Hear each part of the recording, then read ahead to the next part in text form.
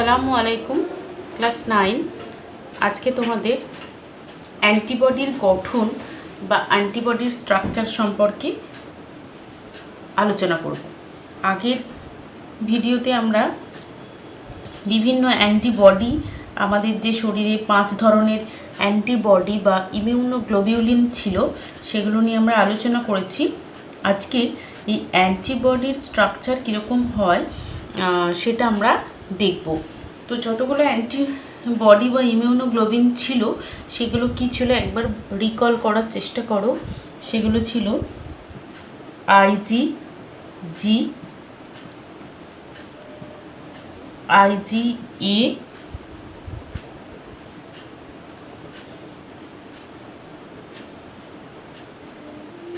IgM, আর একটা ছিল IgD এবং IgE, তাই না? IG মিনস ইমিউনোগ্লোবিউলিন, তাই না?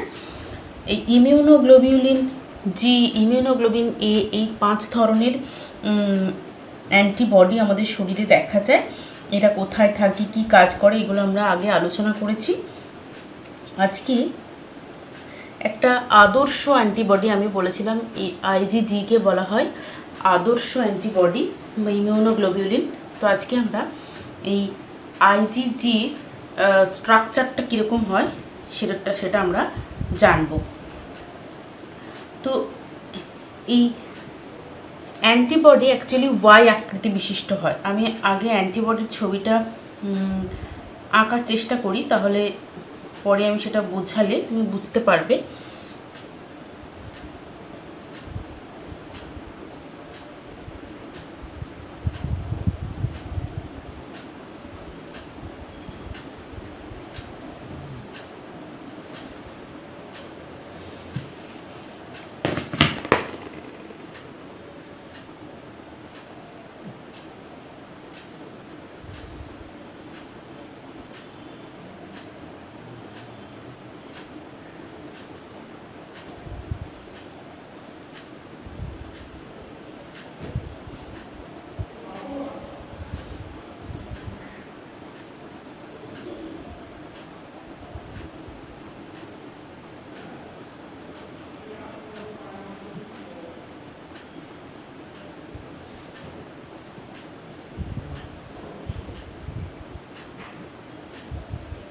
দেখো,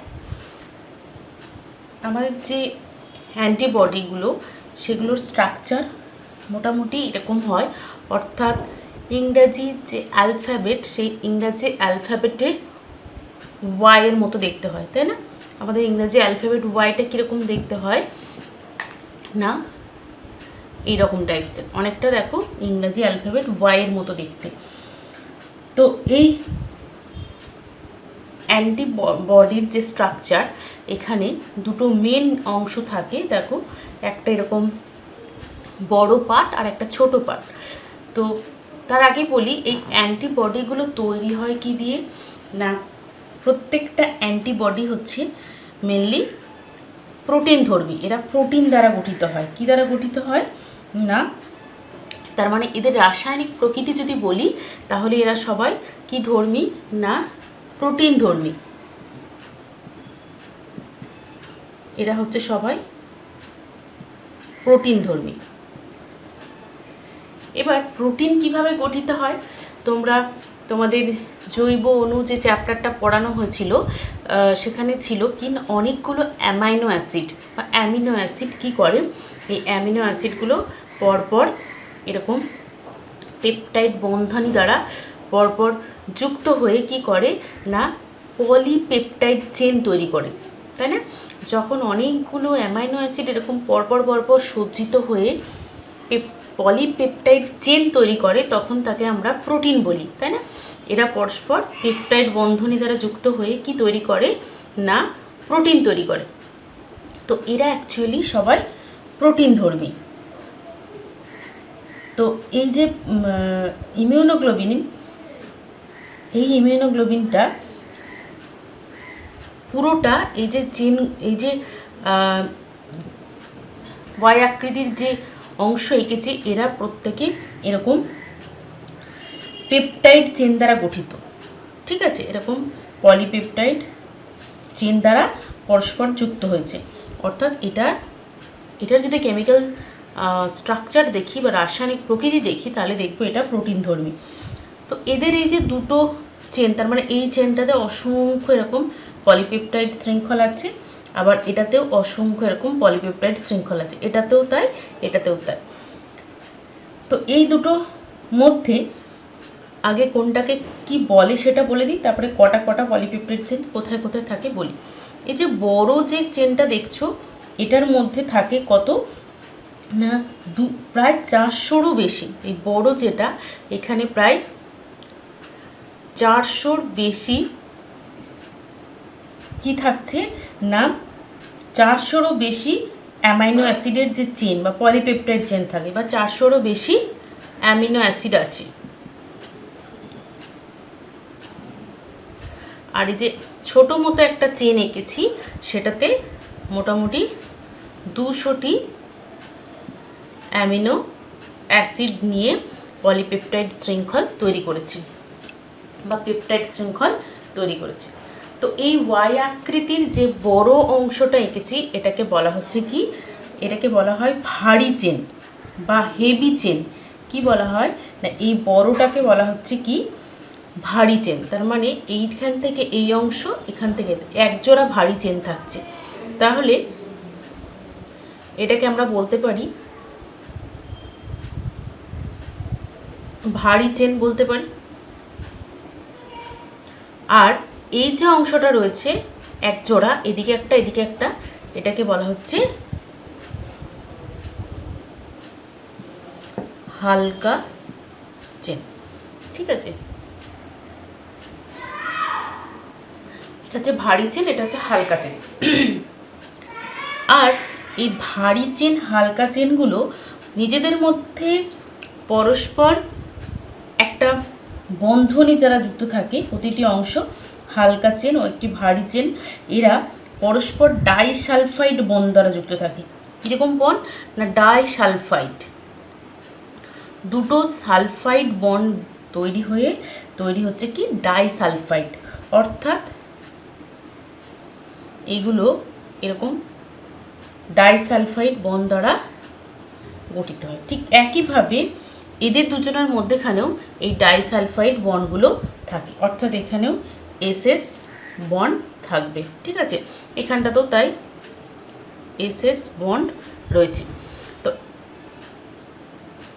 তাহলে অ্যান্টিবডির স্ট্রাকচারে আমরা কি দেখছি না এটা ওয়াই আকৃতি বিশিষ্ট, তার মধ্যে একটা হেভি চেন থাকে, এটাকে হেভি চেন বলা হয়, আর একটা লাইট চেন থাকে।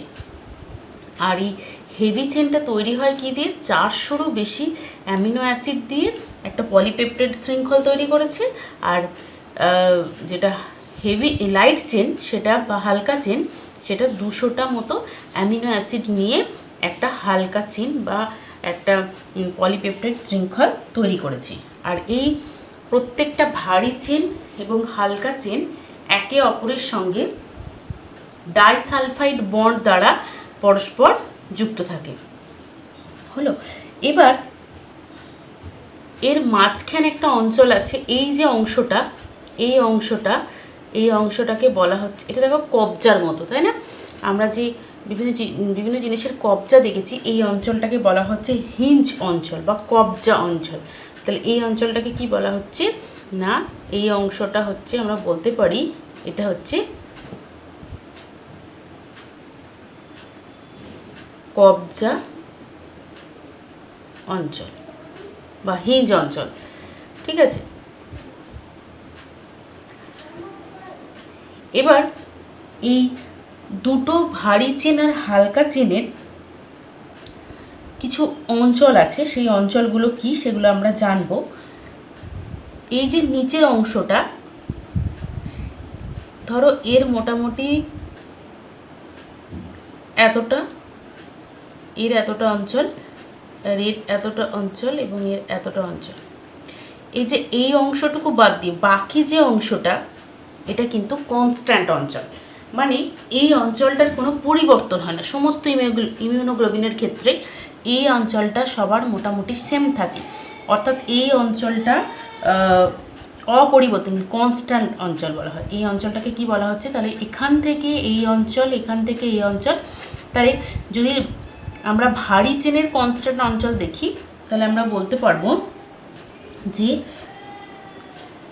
ভারী চেন লাইট চেনের উভয়েরই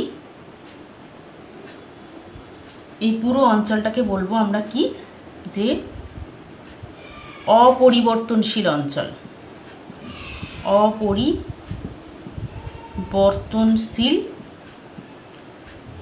অঞ্চল, বা এটা হচ্ছে কনস্ট্যান্ট অঞ্চল। ঠিক আছে, তো এই কনস্ট্যান্ট অঞ্চল তাহলে কার আছে না ভারী চেন হালকা চেন দুজনেরই আছে। তাহলে ভারী চেনের যে কনস্ট্যান্ট অঞ্চল সেটাকে আমি শর্ট ফর্মে লিখতে পারি CH, বা কনস্ট্যান্ট অঞ্চল না, হ্যাঁ হেভি চেনের যে কনস্ট্যান্ট অঞ্চল তাকে আমি CH দিয়ে ডিনোট করতে পারি। আবার হালকা চেনের যে কনস্ট্যান্ট অঞ্চল সেটাকে কি বলতে পারি? হালকা চেন মানে কি? লাইট চেন, তাহলে LC বলতে পারি। তাহলে এটাকে আমি HC বলি, এটাকে বলি HC। তার মানে হালকা হেভি চেনের কনস্ট্যান্ট অঞ্চল, আর এইটা হচ্ছে লাইট চেনের কনস্ট্যান্ট অঞ্চল LC। ঠিক এর ক্ষেত্রেও তাই, হেভি চেনের কনস্ট্যান্ট অঞ্চল আর এইটুকু হচ্ছে লাইট চেনের কনস্ট্যান্ট অঞ্চল। ঠিক আছে, বোঝা গেল?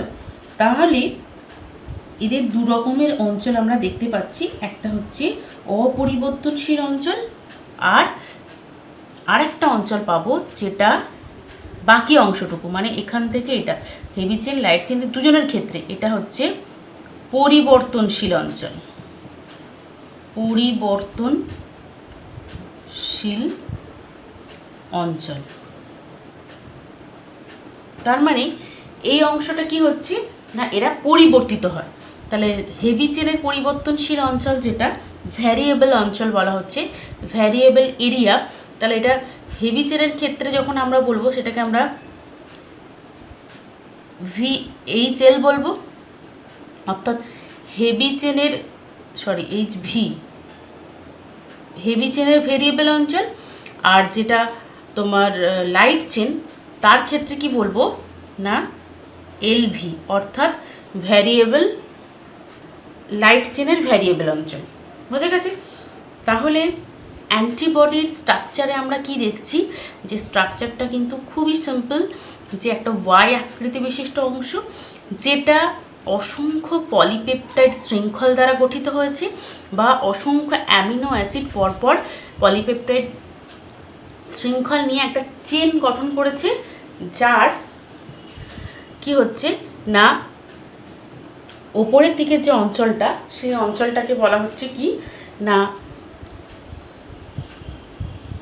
যেটা বেশি অ্যামিনো অ্যাসিড চেন আছে, অর্থাৎ এই লম্বা অঞ্চলটা সেটাকে বলা হচ্ছে কি না হেভি অঞ্চল, আর বা হেভি এরিয়া বা ভারী চেন। আর যেটা হালকা বা কম অ্যামিনো অ্যাসিড দিয়ে গঠিত সেই অঞ্চলটাকে বলা হচ্ছে হালকা অঞ্চল, বা কি বলা হচ্ছে না আমি অঞ্চল বলছি, এটা হালকা চেন বলা হচ্ছে, এটাকে বলা হচ্ছে ভারী চেন। অর্থাৎ যেগুলো বেশি অ্যামিনো অ্যাসিড নিয়ে গঠিত সেটা হচ্ছে ভারী চেন, আর যেটা কম অ্যামিনো অ্যাসিড নিয়ে গঠিত সেটা হচ্ছে হালকা চেন। আর ভারী চেন আর হালকা চেন একে অপরের সঙ্গে ডাইসালফাইড বন্ড দ্বারা যুক্ত আছে। আর কি আছে না এদের দুটো অঞ্চল আছে, একজনের কনস্ট্যান্ট অঞ্চল, একটা ভ্যারিয়েবল অঞ্চল। যেটা কনস্ট্যান্ট অঞ্চল সেটাকে আমরা বলছি অপরিবর্তনশীল অঞ্চল, আর যেটা পরিবর্তনশীল অঞ্চল সেটাকে বলা হচ্ছে কি যেটা ভ্যারি করছে সেই অঞ্চলটাকে বলা হচ্ছে ভ্যারিয়েবল অঞ্চল। তো ভ্যারিয়েবল অঞ্চল দুজনেরই আছে, লাইট চেনেরও আছে, হেভি চেনেরও আছে। আবার অপরিবর্তনশীল অঞ্চল বা কনস্ট্যান্ট অঞ্চলও দুজনেরই আছে, অর্থাৎ হেভি চেন ভারী চেন। এবার দেখো কেন এই অপরিবর্তনশীল আর পরিবর্তনশীল অঞ্চল আছে। ইমিউনোগ্লোবিনের এই নিচের পার্টটা বললাম মোটামুটি সবার একই রকম থাকে, কিন্তু উপরের পার্টটা আলাদা রকম হয়। কেন আলাদা রকম হয়? কারণ এটার কাজ কি? অ্যান্টিবডির কাজ হচ্ছে কি করবে না, এ অ্যান্টিজেনকে ধ্বংস করবে। তো এই অ্যান্টিবডি যেটা, সেটা আমাদের শরীরের মধ্যে তৈরি হয় অ্যান্টিজেনের উপস্থিতিতে, বা আমাদের শরীরে কোনো ফরেন বডি বা কোনো বাইরে থেকে কোনো যদি বিজাতীয় বস্তু আমাদের শরীরে প্রবেশ করে, সঙ্গে সঙ্গে অ্যান্টিবডি কি হয় না তৈরি হয়, বা অ্যান্টিবডি আমাদের শরীরে থাকে বিভিন্ন অংশে। তো সেগুলো কি করে, একে মারার জন্য তৈরি হয়, প্রস্তুত হয়। তো এই অ্যান্টিজেনকে মারার জন্য, ধরো তুমি একটা উদাহরণ দিলে বুঝতে পারবে। তুমি ধরো ক্রিকেট খেলছো, তো ক্রিকেট খেলতে গিয়ে তুমি ফিল্ডিং করছো, তো এক জায়গায় দাঁড়িয়ে তুমি যেখানে ফিল্ড করছো সেখানে ব্যাটসম্যান যে বলটা ছুড়বে, তুমি সেটা ধরো ক্যাচ ধরবে। এবার ধরো তোমার ক্যাচ ধরার যে ভঙ্গি, সেটা তুমি বলটা অনুযায়ী তুমি হাতটা পরিবর্তন করবে। কখনো তুমি এইভাবে ধরবে, কখনো বুকের কাছে নিয়ে আসবে হাতটা, কখনো ওপর দিকে তুলবে, তাই না? তারপরে বলটা যেভাবে আসছে তুমি সেইভাবে নিজের হাতের অবস্থান বা হাতের আকৃতি পরিবর্তন করছো, কিন্তু তোমার যে বডি স্ট্রাকচার, তোমার বডির পার্টগুলো কিন্তু চেঞ্জ হচ্ছে না, তাই না? তো এই অ্যান্টিবডির ক্ষেত্রেও তাই, এদের নিচের যে বডি স্ট্রাকচার সেটার কোনো পরিবর্তন হয় না, এই জন্য এটা অপরিবর্তনশীল অঞ্চল। কিন্তু এরা ধরবে কোন জায়গাটা দিয়ে? অ্যান্টিজেনকে এই অংশটা দিয়ে অ্যান্টিজেনকে ধরবে। তো যেখানটা দিয়ে ধরবে সেই অঞ্চলটা এরা কী করে রাখে? ভ্যারিয়েবল রাখে, অর্থাৎ অপরিবর্তনশীল রাখে। অ্যান্টিবডিটার আকৃতি অনুযায়ী এই অংশটা এরা চেঞ্জ করে নেয়। ধরো এটা কোনো একটা ব্যাকটেরিয়া, সেই ব্যাকটেরিয়াটাকে কি করবে? এইভাবে এরা ধরবে। তো এগুলো এদেরকে অ্যাটাক করার জন্য যে শেপ দরকার, যে আকৃতির দরকার, সেই রকম অনুযায়ী পরিবর্তন করার জন্য এদের এই ভ্যারিয়েবল অঞ্চলটা থাকে। আর নিচের অংশটা কিন্তু কনস্ট্যান্ট থাকে, কারণ নিচের অঞ্চলটা কিছু পরিবর্তন করতে হয় না। তাহলে ভ্যারিয়েবল আর কনস্ট্যান্ট অঞ্চল কেন আলাদা আলাদা হয়েছে সেটা নিশ্চয়ই বুঝতে পারলে, যে একটাকে অ্যান্টিবডিকে গ্রাস করার জন্য বা অ্যান্টিবডিকে মারার জন্য এরা কি করছে না, ওপরের অংশটা পরিবর্তন করছে আর নিচের অংশটাকে একই রাখছে। ঠিক আছে, এই অংশটাকে ক্রিস্টালাইন অঞ্চলও বলা হয় বা ক্রিস্টালাইন অংশ বলা হয়। এবার অ্যান্টিজেনের গঠন আমরা মোটামুটি জেনে গেলাম। তাহলে অ্যান্টিবডির গঠন যদি পরীক্ষায় আসে, তাহলে তোমাদেরকে চিত্রসহ ফিগার সহ কিন্তু আঁকতে হবে। আঁকাটা খুবই সোজা, স্কেল দিয়ে ভালো করে আঁকবে। একটা ওয়াই আকৃতির আঁকবে, একটা ভারী চেন আঁকবে, একটা হালকা চেন আঁকবে, আর এরকম করে পয়েন্টিং করে দেবে কোনটা অপরিবর্তনশীল অঞ্চল, কোনটা পরিবর্তনশীল অঞ্চল। আর এরা পরস্পরের সঙ্গে ডাইসালফাইড বন্ড দ্বারা আবদ্ধ থাকে। এবং ছবিটা হয়ে গেলে লেখাটা নিশ্চয়ই লিখতে পারবে যে এরা অসংখ্য অ্যামাইনো অ্যাসিড বা পলিপেপটাইড শৃঙ্খল দ্বারা গঠিত হয়, এবং আদতে প্রত্যেকটা অ্যান্টিবডি হচ্ছে প্রোটিনধর্মী, অর্থাৎ এরা প্রোটিন দ্বারা গঠিত হয় মেনলি। আর এই প্রোটিনের বিভিন্ন ভাগ আছে, গ্লাইকোপ্রোটিন বা আরও অন্যান্য ধরনের প্রোটিন দ্বারা গঠিত হতে পারে, তবে এরা সাধারণত প্রোটিনধর্মী এবং অ্যামিনো অ্যাসিড দ্বারা গঠিত হয়। এবং যেটা বড় চেন, সেই বড় চেনটা কি করে না 400রও বেশি অ্যামাইনো অ্যাসিড নিয়ে গঠিত, আর ছোটো চেনটা 200টাই অ্যামিনো অ্যাসিড দ্বারা গঠিত। আর এদের ওপরের দিকের যে অঞ্চলটা সেটা হচ্ছে ভ্যারিয়েবল অঞ্চল, অর্থাৎ অ্যান্টিজেনকে ধরার জন্য এই অঞ্চলটা বিভিন্নভাবে পরিবর্তনশীল হয় বলে এই অঞ্চলটাকে বলা হচ্ছে পরিবর্তনশীল অঞ্চল। আর নিচের দিকের অংশটা সেটা কনস্ট্যান্ট থাকে, এটাকে অপরিবর্তনশীল অঞ্চল বা ক্রিস্টালাইন অংশ বলা হয়। তাহলে এটা হচ্ছে মোটামুটি অ্যান্টিবডির গঠন। এবার দেখো, এই অ্যান্টিজেন আর অ্যান্টিবডির যদি তোমাদেরকে পার্থক্য লিখতে দেয়, তাহলে নিশ্চয়ই বলতে পারবে। তাহলে যদি অ্যান্টিজেন আর অ্যান্টিবডির মধ্যে কি পার্থক্য? অ্যান্টিজেন কোথা থেকে আসে? বাইরে থেকে আসে। অ্যান্টিবডি কোথা থেকে থাকে? না আমাদের শরীরেই থাকে, তাই না? তাহলে অ্যান্টিজেন অ্যান্টিবডির পার্থক্য বললে আমরা কি বলবো না, বলবো ধরো এদিকে লিখছি অ্যান্টিজেন, এদিকটা লিখছি অ্যান্টিবডি। অ্যান্টিজেন এটা হচ্ছে বহিরাগত বস্তু, অর্থাৎ অ্যান্টিজেন আমাদের ফরেন বডি, আমাদের শরীরে বাইরে থেকে প্রবেশ করে। তাহলে এটা কি বলবো, এটা 1 নম্বর তুমি বলতে পারো এটা বহিরাগত বস্তু, বহিরাগত। আর এটা কীরকম, এটা অ্যান্টিজেনের উপস্থিতিতে অ্যান্টিবডি উৎপন্ন হয়, অর্থাৎ অ্যান্টিবডি হলো আমাদের শরীরেরই অংশ, তাই না? তাহলে এটা কি বলতে পারি যে অ্যান্টিবডি হলো অ্যান্টিজেনের উপস্থিতিতে উৎপন্ন অ্যান্টিজেন প্রতিরোধী বস্তু, যেটা আমাদের শরীরে অবস্থান করে বা শরীরে থাকে। এটা বহিরাগত, কিন্তু এটা শরীরেই থাকে। কখনই অ্যাক্টিভ হয়, অ্যান্টিজেন যখনই প্রবেশ করবে তখনই অ্যান্টিবডি এর বিরুদ্ধে প্রতিরোধ নেওয়ার জন্য হয়। আর অ্যান্টিজেন কি হয় না, অ্যান্টিজেনগুলো প্রোটিনধর্মী হয়, এরাও প্রোটিনধর্মী, এরাও প্রোটিনধর্মী, গ্লাইকোপ্রোটিন, তারপরে পলিস্যাকারাইড বিভিন্ন ধরনের হতে পারে।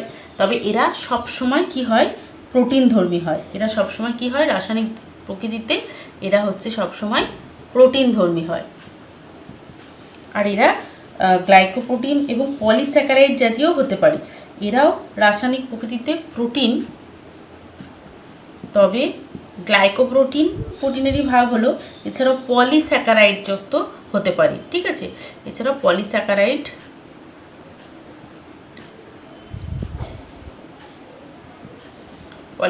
ধর্মীয় হতে পারে। আর কি হতে পারে না, এরা অ্যান্টিজেন কোথায় অবস্থান করে না, এরা সাধারণত লোহিত কণিকার কোষ পর্দার উপরিতলে বা জীবাণুর উপরিতলে অবস্থান করে। তাহলে এরা লোহিত কণিকার কোষ পর্দার উপরিতলে বা জীবাণুর উপরিতলে অবস্থান করে। আর এরা অলওয়েজ কোথায় অবস্থান করে না, এরা আমাদের ব্লাডের যে প্লাজমা, সেই রক্তের যে প্লাজমা, সেই প্লাজমাতে অবস্থান করে। অ্যান্টিজেনের প্রভাবে অ্যান্টিবডির সৃষ্টি হয়, আর অ্যান্টিবডির প্রভাবে অ্যান্টিজেন কিন্তু সৃষ্টি হয় না, তাই না? অ্যান্টিজেনের প্রভাবে অ্যান্টিবডির সৃষ্টি হয়, কিন্তু অ্যান্টিবডির প্রভাবে অ্যান্টিজেন সৃষ্টি হয় না, বরং অ্যান্টিবডির প্রভাবে অ্যান্টিজেন কি হয়, মারা যায়। অ্যান্টিজেন অনাক্রম্য তন্ত্রকে কি করে, আমাদের যে ইমিউনো রেসপন্স সেটাকে উদ্দীপিত করে। আর অ্যান্টিবডি দেহকে প্রতিরক্ষা ব্যবস্থায় কাজ করে, অর্থাৎ আমাদের শরীরে যে ডিফেন্স সিস্টেম সেটাতে অ্যান্টিবডি কাজ করে, অর্থাৎ আমাদের শরীরে প্রহরী বা সৈনিকের মতো কাজ করে কে, অ্যান্টিবডি। অর্থাৎ আমাদের শরীরে যে সমস্ত রোগ জীবাণুগুলো ঢোকে সেগুলোকে ধ্বংস করার জন্য এরা কিন্তু এদেরকে মারার জন্য সবসময় প্রস্তুত থাকে। এই অ্যান্টিবডি আমাদের শরীরে অসংখ্য ধরনের আছে, ঠিক আছে? তো প্রায় 10 কোটিরও বেশি। তো ভাবো অত ধরনের রোগ জীবাণু আমাদের শরীরে প্রবেশ করলে এরা প্রথমে কিন্তু ডিফেন্স সিস্টেমে কাজ করে আমাদের শরীরে কি করে, রোগ জীবাণুকে প্রতিহত করতে সাহায্য করে। কিন্তু যখন এই ফেলিওর হয় তখন কি হয়, আমাদের শরীরে বিভিন্ন ধরনের রোগের বাসা বাঁধে অ্যান্টিজেনের প্রভাবে। এই অ্যান্টিজেনকে আমরা প্যাথোজেনও বলতে পারি, মানে যার প্রভাবে রোগ সৃষ্টি হয় তাকে আমরা প্যাথোজেন বলি।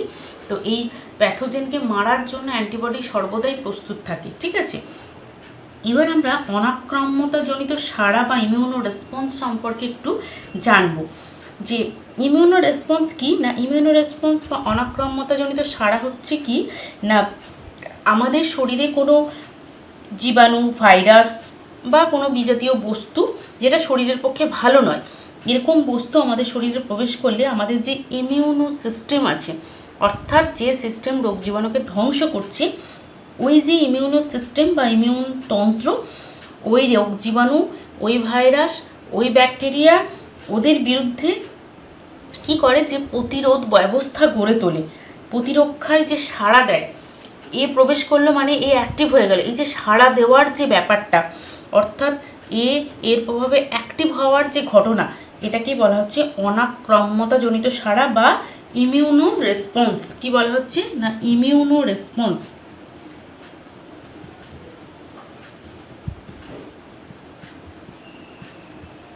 ইমিউনো রেসপন্স কি না, অ্যান্টিবডি যখন অ্যান্টিজেনের প্রভাবে উদ্দীপিত হয়ে অ্যাক্টিভ হয়ে কাজ করতে শুরু করে তখন তাকে আমরা ইমিউনো রেসপন্স বলি। তো এই অনাক্রম্যতা আমরা দেখেছি, অনাক্রম্যতা সাধারণত দুই রকমের হয়ে থাকে, একটা সহজাত অনাক্রম্যতা আর একটা অর্জিত অনাক্রম্যতা। তাহলে অনাক্রম্যতা দুই রকম, একটা হচ্ছে সহজাত। সহজাত কথাটা শুনেই বুঝতে পারছো এটা আমাদের জন্মের সাথে সাথে এই ধরনের অনাক্রম্যতা সৃষ্টি হয়ে যায়। অর্থাৎ যেসব অনাক্রম্যতা দেহে সাধারণত অবস্থান করে এবং কোনো একটা স্থায়ী প্রতিরোধ ব্যবস্থা গড়ে তোলে, এরকম অনাক্রম্যতাকে আমরা সহজাত অনাক্রম্যতা বলি। মানে জীবনে আমরা যখন জন্মেছি তখনই এই অনাক্রম্যতাকে আমরা নিয়ে জন্মেছি। তাহলে এটা আমাদের জন্মের সাথে সাথে এটা আমাদের শরীরে তৈরি হয়েছে। আমরা যে সমস্ত জন্মের সাথে যে সমস্ত অনাক্রম্যতাকে নিয়ে জন্মগ্রহণ করেছি তাকে সহজাত অনাক্রম্যতা বলে। আর একটা অনাক্রম্যতা হচ্ছে কি না কোষভিত্তিক অনাক্রম্যতা, কোষভিত্তিক বলছি, সহজাতের অপোজিটটা বলবো অর্জিত অনাক্রম্যতা।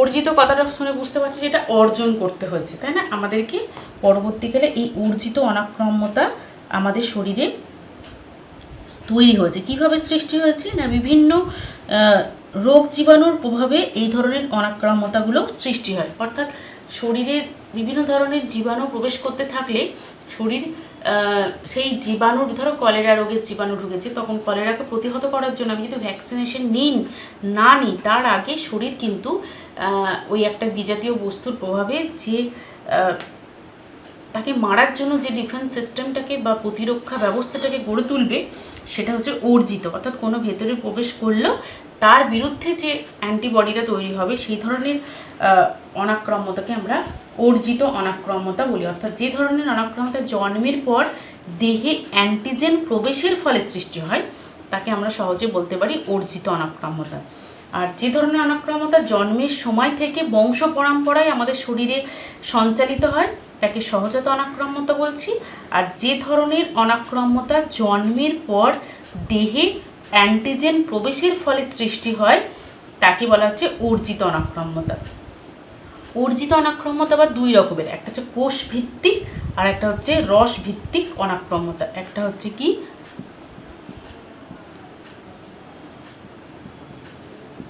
কোষ ভিত্তিক আর একটা হচ্ছে কি রস ভিত্তিক।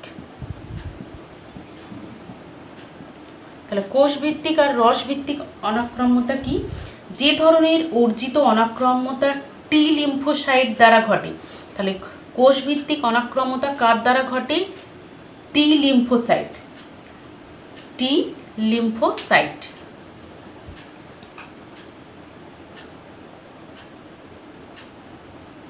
টি লিম্ফোসাইট। আর যে ধরনের অনাক্রম্যতা বি লিম্ফোসাইট দ্বারা ঘটে এটা হচ্ছে বি লিম্ফোসাইট। যে ধরনের অনাক্রম্যতা বি লিম্ফোসাইট দ্বারা ঘটে তাদেরকে বলা হচ্ছে রস ভিত্তিক অনাক্রম্যতা। তাহলে বি লিম্ফোসাইট টি লিম্ফোসাইট কি তোমরা জানো? লিম্ফোসাইট হচ্ছে আমাদের যে শ্বেত রক্তকণিকা, সেখানে লিম্ফোসাইট সেল থাকে, লিম্ফোসাইট থাকে। এই লিম্ফোসাইটের মধ্যে টি লিম্ফোসাইট, বি লিম্ফোসাইট এগুলো থাকে।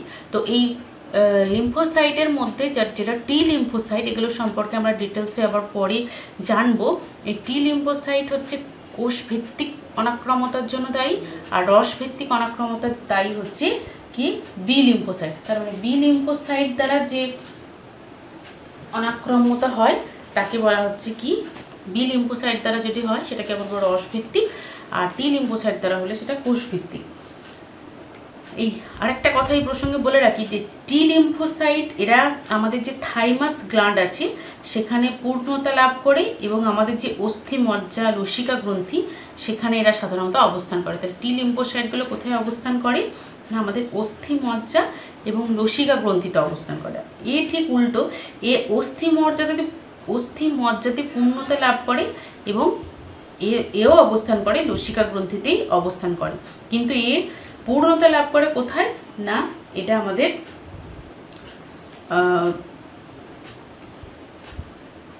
অস্থি মজ্জাতে পূর্ণতা লাভ করে। আর এই অস্থি মজ্জা এবং লসিকা দু জায়গাতে অবস্থান করে, আর পূর্ণতা প্রাপ্ত পায় কোথায়? থাইমাস গ্রন্থিতে। তাহলে আমরা যদি টি লিম্ফোসাইট বি লিম্ফোসাইটের পার্থক্য দিই তাহলে নিশ্চয়ই বলতে পারবে যে টি লিম্ফোসাইট হচ্ছে কোষভিত্তিক অনাক্রমতার জন্য দায়ী, বি লিম্ফোসাইট হচ্ছে রসভিত্তিক অনাক্রমতার জন্য দায়ী, তাই না? আর এটা হচ্ছে থাইমাস গ্রন্থিতে পূর্ণতা লাভ করে, আর এটা অস্থি মজ্জাতে পূর্ণতা লাভ করে, ঠিক আছে? আর এই টি লিম্ফোসাইট যেটা, টি লিম্ফোসাইট থেকে লিম্ফোকাইন নিঃসৃত হয়, এক ধরনের পদার্থ নিঃসৃত হয় যেটা অ্যান্টিজেনকে মারতে সহায়তা করে, সেটা হচ্ছে লিম্ফোকাইন। টি লিম্ফোসাইট থেকে লিম্ফোকাইন নামক এক ধরনের পদার্থ নিঃসৃত হয়, আর বি লিম্ফোসাইট থেকে অ্যান্টিবডি নিঃসৃত হয়, ঠিক আছে? এবার এই টি লিম্ফোসাইট অনেক রকমের হয়, যেমন হচ্ছে ইফেক্টর টি, হেল্পার টি, সাপ্রেসর টি, মেমরি টি, এগুলো হয়। আর এরা দুই ধরনের হয়ে থাকে, সেগুলো কি আমি একটু লিখে দিই, তাহলে পরের দিন পড়তে আরও সুবিধা হবে। একটু মুছছি। তাহলে লিম্ফোসাইটের মধ্যে টি লিম্ফোসাইট কি কি ধরনের হয় দেখো। একটা হচ্ছে ইফেক্টর টি, ঠিক আছে?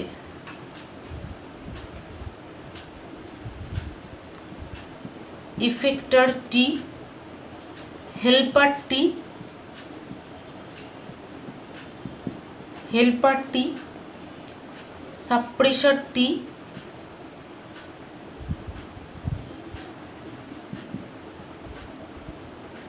আর একটা হচ্ছে মেমরি টি। এগুলো হচ্ছে সব টি লিম্ফোসাইটের ভাগ, ঠিক আছে? আর বি লিম্ফোসাইট দুরকম হয়, একটা হচ্ছে প্লাজমা কোষ, আর একটা হচ্ছে মেমরি কোষ। এটা হচ্ছে বি লিম্ফোসাইটের ভাগ, এটা হচ্ছে টি লিম্ফোসাইটের। তাহলে আজকে তোমাদের যেটা পড়ালাম সেটা কি না, অ্যান্টিবডির গঠন আর একটু ইমিউনো রেসপন্স সম্পর্কে বললাম। পরের দিন এই তোমার বি কোষভিত্তিক অনাক্রমতা, রসভিত্তিক অনাক্রমতা কীভাবে কাজ করে সেগুলো সম্পর্কে আমরা জানবো। তাহলে আজকে যেটা পড়বে অ্যান্টিবডির স্ট্রাকচার উইথ ফিগার, এটা মুখস্থ করবে আর খাতায় প্র্যাকটিস করবে ছবিটা।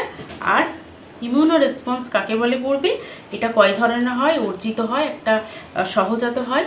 আর অনাক্রমতা, কোষভিত্তিক রসভিত্তিক অনাক্রমতা যে বি লিম্ফোসাইট টি লিম্ফোসাইট দ্বারা ঘটে অর্জিতটা, তার মধ্যে টি এর কয়টি ভাগ আছে আর বি এর কয়টি ভাগ আছে, এগুলো প্রত্যেকে পড়বে।